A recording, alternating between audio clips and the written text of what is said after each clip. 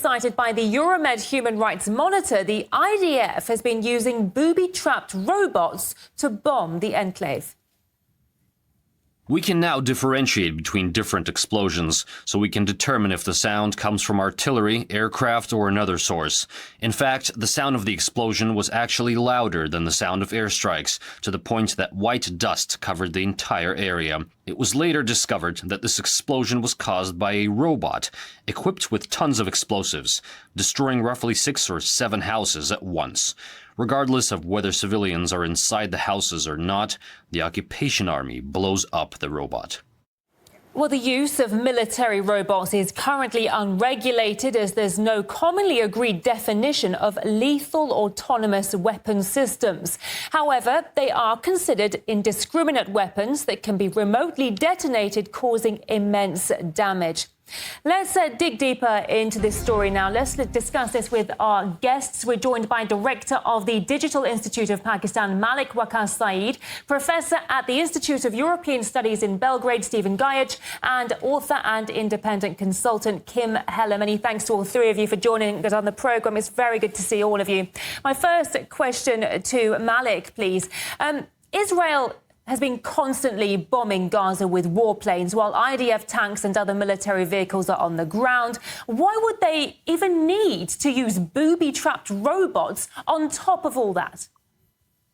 Well, Israel has been very fond of using the technologies that are completely without any human intervention. They are completely autonomous, and they are targeted towards the escalation in warfare and using any superiority, terms of military strength that has major repercussions on the Hamas operatives. So be it the lethal drones with facial recognition, be it these unmanned armed robots, which are nearly impossible to defeat actually, because they are very small, they carry high-end explosives, they can sneak into different places, and not only just these things, like disinformation campaigns, like all of these things are super intelligent weapons of terror, which we can definitely say.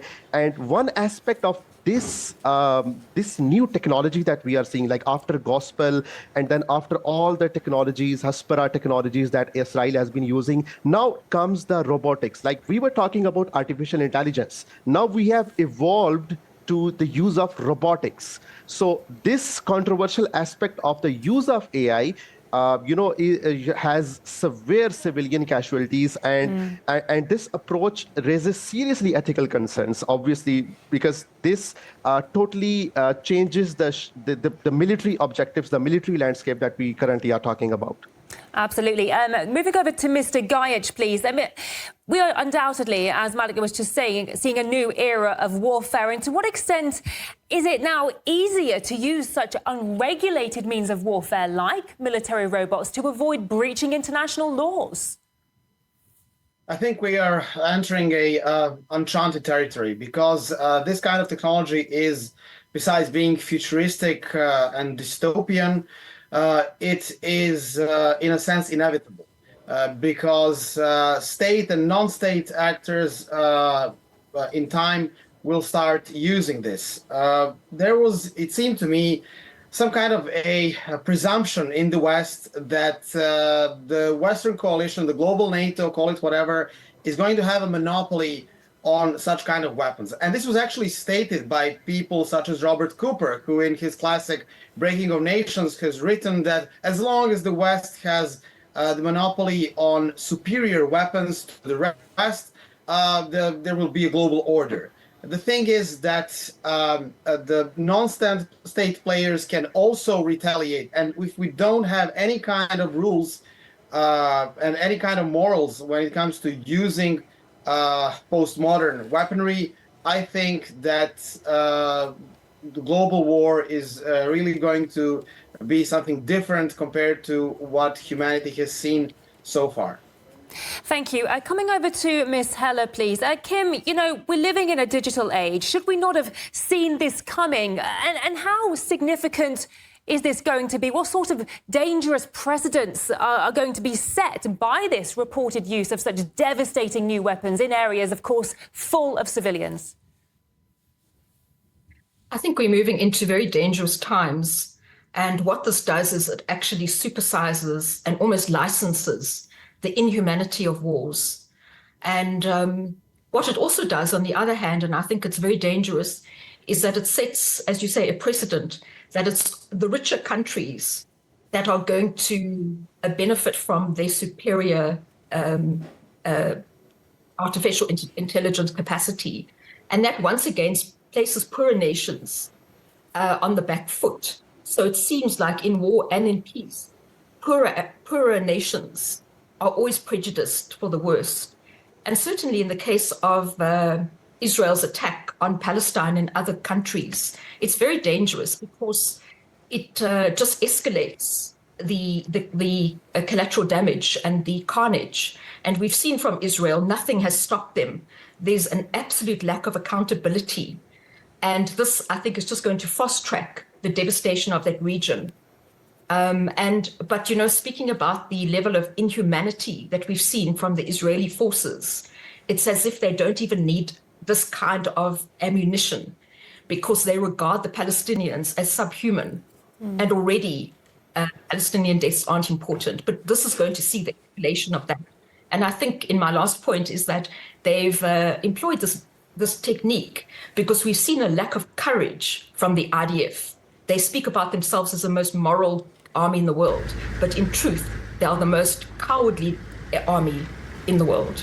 Thank you. Coming back to Malik, you know, artificial intelligence, robots, they're all part of this digital age that we've been talking about for such a long time. They definitely weren't invented just yesterday. So why has it taken the international community so long to regulate the use of such weapons?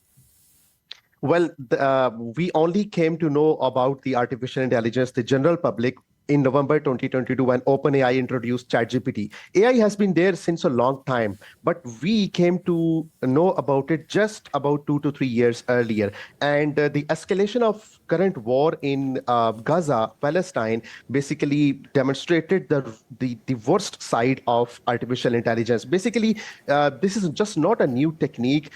We saw that these super intelligent weapons of terror, like every nation state has been in an effort to be superior in terms of military strength. And AI has always been considered, as the mother of all the technologies. So it has always been the issue of making decisions faster than your opponent. So basically, it is a matter of decisive advantage. And the Gaza war basically, unraveled all of the mysteries that were going on behind the scenes. So now data supremacy is the new thing. Data is being used as an ammunition. Since 2022, we are, talking about data regulations, how these AIs are being trained on the publicly available data. For example, the interview that we are just doing right now, this is going to be used, although it is the intellectual property of RT, but it is going to be used for AI. So who is going to regulate that? Who is going to regulate every data that we leave on our social media, that we use on surveillance footages, the satellite data, intercepted communication? So once we have clear regulations put in place on how this data is used, so I believe that we can at least, control all of these, including the disinformation campaigns, deep fakes, and everything that is gonna, shake the foundations of what we call the humanity and also it is gonna shape the warfare as well. Coming back to Mr. Gaich, it's previously been reported that the IDF has already been using AI tech to pick bombing targets inside Gaza. That's another unregulated grey zone of modern warfare. What sort of risks does it carry? As I said, this kind of technology is only going to develop more and more. Besides it being inhumane and raising quite a lot of moral questions, it seems to me that it is inevitable. But what I do think is that the danger down the road is proliferation and, in a sense, democratization. Because if the rich countries, as it is said earlier, think that they are only going to have the monopoly, they're wrong. Because at least there's one thing happening, and that is that there are countries of similar capabilities that are enemies to each other, and they can use third parties. They can use poor nations as their proxies. So I think that there won't be only one army that will be using that. So unfortunately, Gaza is now an experimental field, and probably we'll see that elsewhere in the Middle East. But what I see as a more long-term concern is that it won't end here, and we are entering into a very interesting and dangerous and perhaps dystopian century. Yeah. Coming back to Kim. Kim, we had this shocking number of civilian deaths in Gaza over the past year, at least 42,000 people. The death toll is continuing. Could this be the tipping point? Do you think that this will finally compel the international community to take action on regulating these new types of weapons?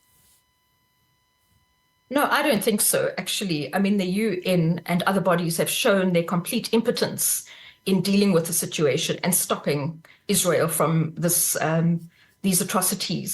So if they can't control human beings, I don't believe the UN has going to have any control over robots. I think we're going into very dark times. And staying with you, Kim, earlier this year, the International Court of Justice ordered Israel to prevent breaches of international law in Gaza. To what extent do you think the use of these new and unregulated weapons are allowing the IDF to circumvent that ruling?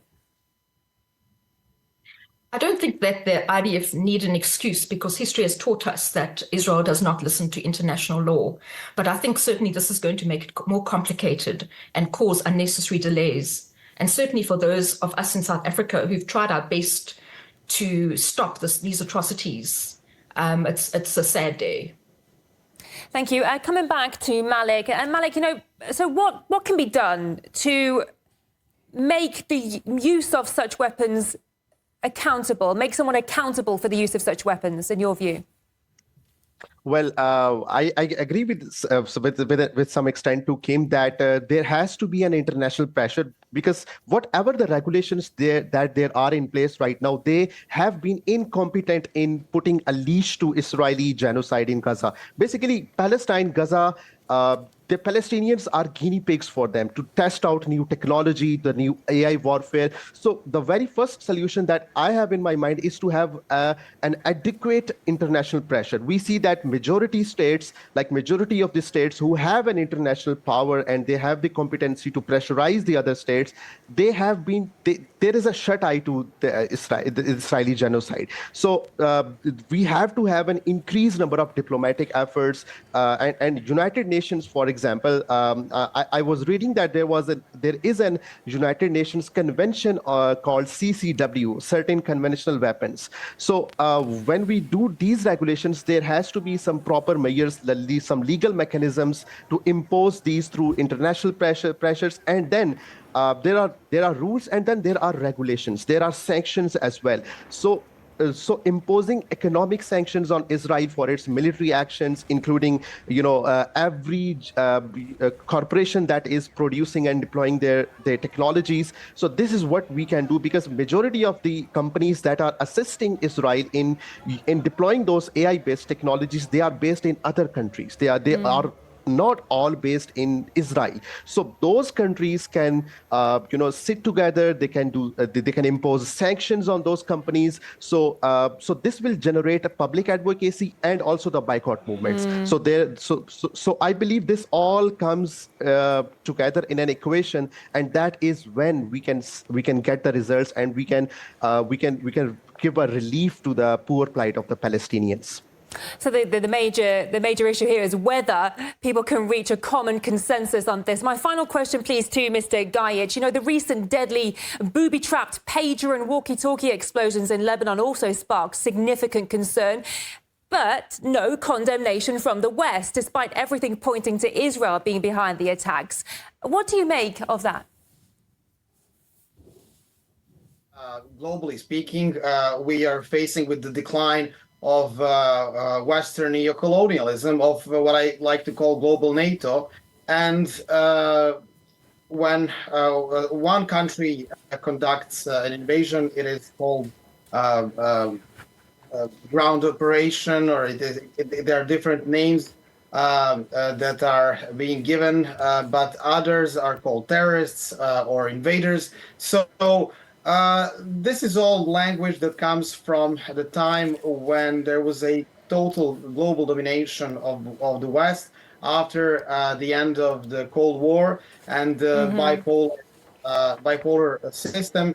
So what I think is that the result of this global conflict that will determine the future of the global order will give us the final results and certainty. But the problem is that this might take a lot of time, and maybe at the end of the day, we will have some kind of regulation, even when it comes to the new lethal weapons. Thank you so much to all three of my guests for joining us. Director of the Digital Institute of Pakistan, Malik Waqas Saeed, Professor at the Institute of European Studies in Belgrade, and Stephen Guyot, and author and independent consultant Kim Heller. Many thanks to all three of you. Appreciate it. And thank you for joining us here on RT International. We're back at the top of the hour.